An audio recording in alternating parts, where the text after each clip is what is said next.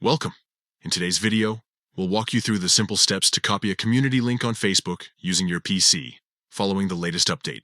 Whether you're sharing a community with friends or saving it for later, this guide will make it easy. Let's get started. First, open your web browser and navigate to facebook.com. Log in to your account using your credentials. Once logged in, look for the messenger icon in the top right corner of the screen and click on it.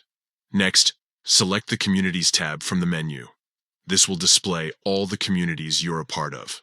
Browse through the list and locate the community whose link you want to copy.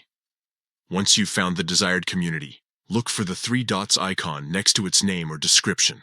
Click on these three dots to open a drop-down menu.